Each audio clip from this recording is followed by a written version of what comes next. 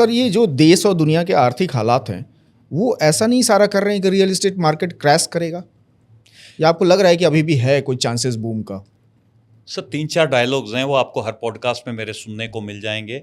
ये एक शाश्वत सत्य है कि एक ना एक दिन इंसान और प्रॉपर्टी का ऊपर जाना तय है, ये निश्चित है।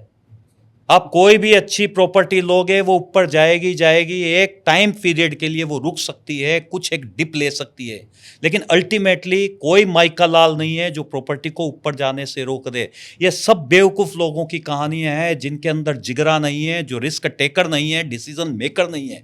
उन लोगों की दकियानूसी बातें हैं कि इस समय मार्केट एकदम पीक पे है, यू शुड नॉट इन्वेस्ट। वो 15 साल पहले भी यही बातें करते थे, 10 साल पहले भी यही बातें करते थे, और कोविड में भी यही बातें करते थे।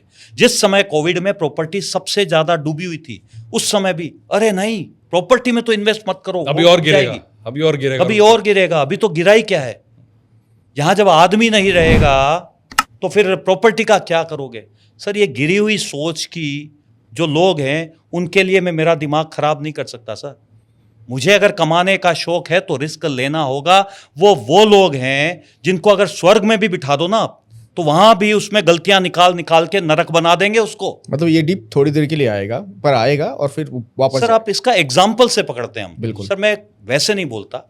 लेमैन की जो मंदी आई थी 2008 के अंदर, पूरी तरीके से मार्केट क्रैश हो गए थे, उस समय भी प्रॉपर्टी थी।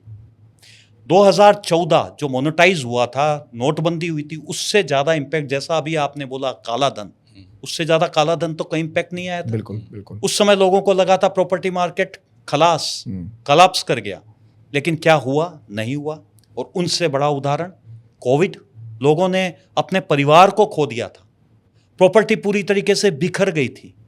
लेकिन अब क्या है, 4 ही साल हुए हैं उसको, 4 साल में क्या है, जो पहले वाली जगह थी वहां से भी 3 गुना हो गई। 3 गुना। एक टाइम के लिए डिप आ सकता है, लेकिन परमानेंट नहीं है, टेम्परेरी फेज हो सकता है। और अभी की बात करो ना आप, सर आज जो महायुद्ध का जो था, सब चीजें टूट गई, सोना गिर गया जिसको आप सबसे ज्यादा सिक्योर मानते थे, शेयर मार्केट धड़ाम हो गया, प्रॉपर्टी आज भी वहीं पर है, वो रुकी हुई है, बढ़ नहीं रही है, अलग बात है, लेकिन इंतजार बात नहीं हो सकती सर। इंतजार नहीं कर रही सर, उसको पता है कि वो ऊपर जाएगी। वो तो वही मतलब इंतजार है कि ऊपर जाना है हमें, उसको पता है। सर किसी को भी, जैसा आपने अभी बोला, अगर बड़ा पैसा लगाना है तो लगाएगा कहाँ? प्रॉपर्टी के अलावा कोई दूसरी चीज ही नहीं है जिसमें वो पैसा लगा सके।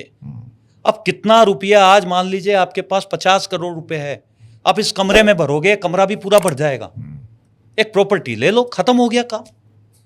तो सबसे अच्छी जगह है ना आपके पास इन्वेस्ट करने के लिए, और सबको पता है ये इन्वेस्टमेंट बेस्ट इन्वेस्टमेंट है, क्योंकि अर्थ पर सबसे अच्छा इन्वेस्टमेंट अर्थ ही है।